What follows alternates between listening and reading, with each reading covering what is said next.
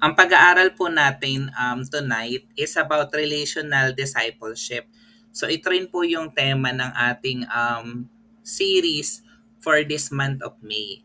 Pero yung subtitle ko for tonight is Building a Loving and United Body in Christ. So gagamitin ko pong main text yung Ephesians chapter 4 verse 16.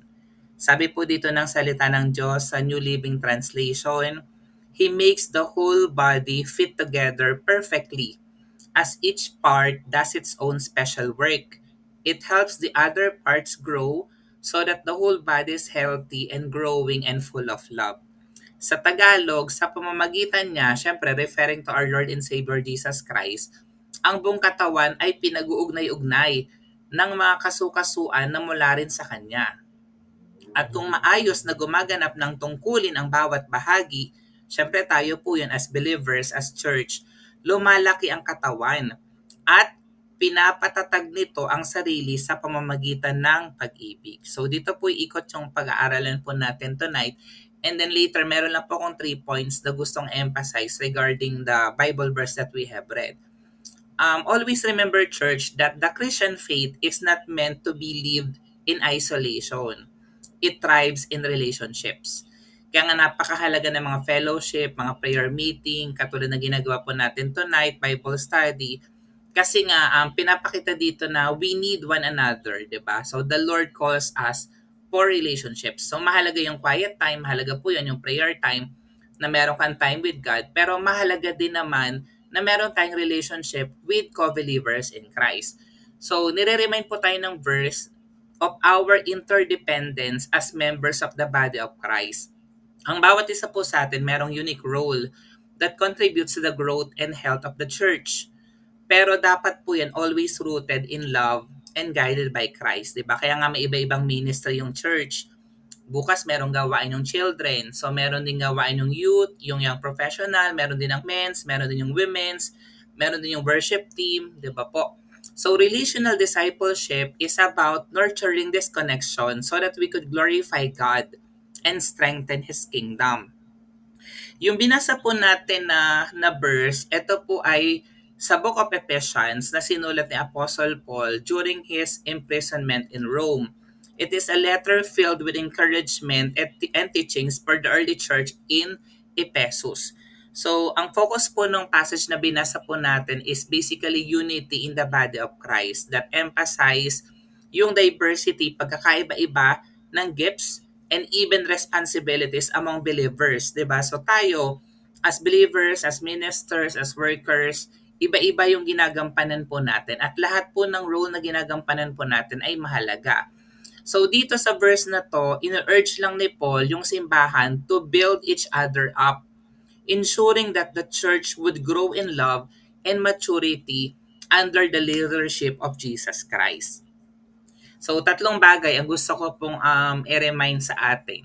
Number one, we are called to unity in Christ. So, mababasa po natin yan sa 1 Corinthians chapter 12, verses 12 to 27, na ihinalintulad po ni Pablo yung simbahan to a human body, kung saan yung each part has a distinct role, pero works together as one. Iba-iba man yung ginagawa, pero in harmony sila, in unity.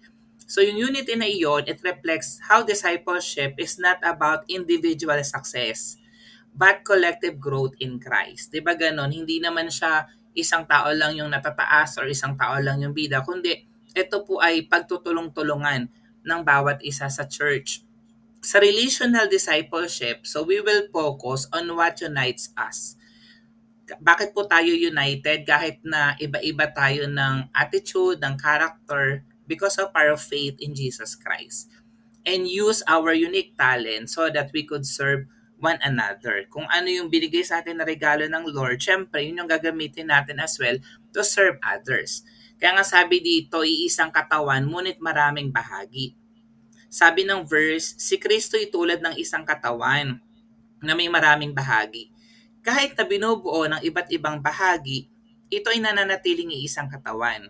Maging Hudyo o Hintil, alipin man o malaya, tayong lahat ay binautismuhan sa pamamagitan ng iisang espiritu upang maging isang katawan. Tayong lahat ay pinainom sa isang espiritu. Ang katawan ay binubuo ng maraming bahagi at hindi ng iisang bahagi lamang. Kung sasabihin ng paa, hindi ako kamay, kahit hindi ako bahagi ng katawan, hindi na nga ba ito bahagi ng katawan? Kung sasabihin ng tainga, hindi ako mata, kahit hindi ako bahagi ng katawan, hindi na nga ba ito bahagi ng katawan? Kung puro mata lamang ang buong katawan, paano ito makakarinig? Kung puro tainga lamang ang buong katawan, paano ito makakaamoy? Subalit inilagay ng Diyos ang bawat bahagi ng katawan ayon sa kanyang kalooban. Kung ang lahat ng bahagi ay pare-pareho, hindi yan maituturing na katawan. Kaya nga 'di ba sa church, merong preacher, merong worship leader, may prayer warrior, 'di ba? Merong nagbi-minister, nag-a-usher, merong may gift of giving. Ngunit ang totoo ay marami ang mga bahagi. Ngunit iisa lamang ang katawan. Hindi rin naman masasabi ng mata sa kamay, hindi kita kailangan, ni ng ulo sa mga paa, hindi ko kayo kailangan. Sa katunayan, ang mga bahaging parang may hina, ang siya pa nga ang kailangan. Katulad ng Stephen Ministry, di ba? Minsan hindi natin nakikita, hindi kasi siya katulad ng mga pulpit ministry, pero makikita natin na napakahalaga ng ginagawa na nag-i-Stephen Ministry. 'Di ba? Sila naglilinis ng church, 'di ba? Ang mga bahagi ng katawan na inaakala natin hindi gaanong kapuri-puri ay pinag-uukulan ng higit na pagpapahalaga. Ang mga bahaging hindi likas na maganda ang siya nating higit na pinapahalagahan. Hindi na ito kailangan gawin sa mga bahaging sadyang maganda. Ngunit nang isaayos ng Diyos ang katawan, binigyan niya ng higit na karangalan ang mga bahaging hindi gaanong marangal upang hindi magkaroon ng pagkakabaha-bahagi. Sa halip ay magmalasakit ang bawat bahagi sa isa't isa. Kung nasasaktan ng isang bahagi, nasasaktan ang lahat.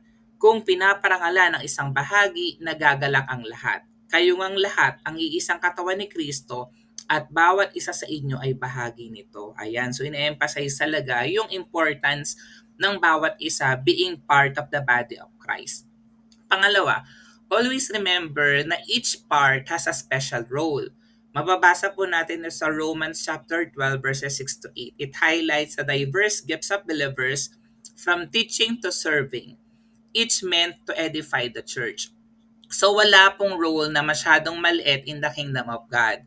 Relational discipleship thrives when we affirm and encourage each other's contributions, regardless kung siya ay maliit or malaki, even sa pagkakaloob, di ba? Knowing that every effort counts toward building the body of Christ. Sabi nga ng Roma 12:6 to 8, tumanggap daw tayo ng iba't ibang kaloob ayon sa kagandahang loob ng Diyos. So malinaw, lahat ng kaloob, lahat ng gift na meron tayo galing sa kagandahang loob ng Diyos. Kaya't gamitin natin ang mga kaloob na yan. Kung ang ating kaloob ay pagsasalita ng pahayag mula sa Diyos, magpahayag tayo ayon sa sukat ng ating pananampalataya. Kung paglilingkod ang ating kaloob, maglingkod tayo. Magturo ang tumanggap ng kaloob sa pagtuturo. Magpalakas ng loob ang may kaloob sa pagpapalakas ng loob. Kung pagbibigay ang inyong kaloob, magbigay kayo ng buong puso. Kung pamumuno naman, mamuno kayo ng buong sikap. Kung pagkakawang gawa ang inyong kaloob, gawin ninyo iyan ng buong galak. So, lahat sinasabi dito na merong special role. Yan. So, iba-iba man yung ating ginagampanan, iba-iba man yung ating tungkulin, pero lahat ng effort po natin mahalaga sa Panginoon. So, kailangan lang po natin gawin kung ano yung pinapagawa ng Lord sa atin. Pangatlo, para patuloy natin siyang magawa, kailangan love is a driving force. Kung ano man yung activities ng church natin, kung ano man yung mga kailangan gawin natin, kailangan sasamahan natin ang pag-ibig.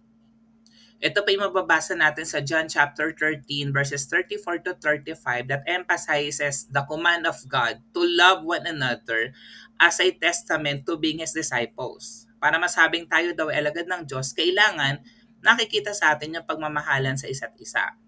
Love is the foundation of relational discipleship.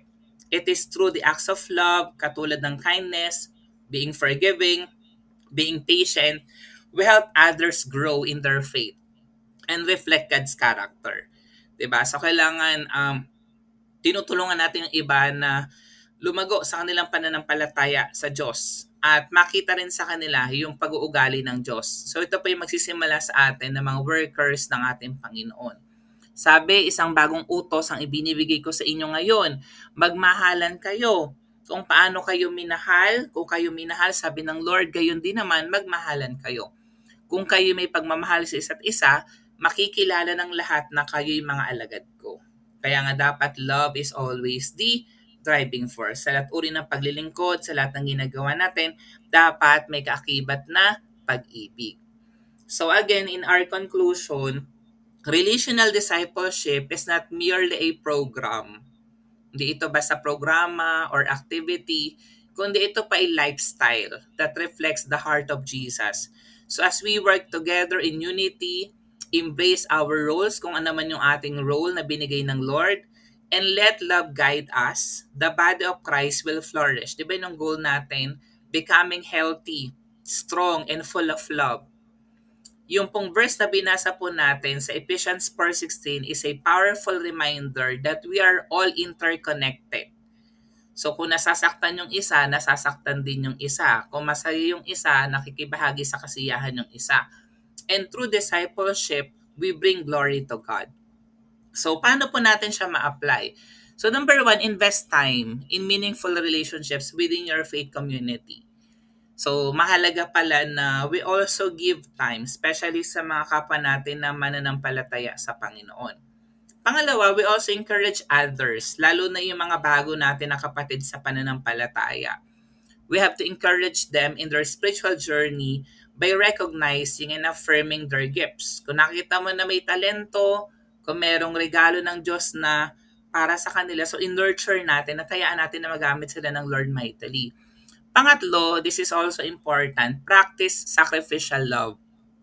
Prioritizing unity and growth in your church. Kahit na may mga challenges, di ba?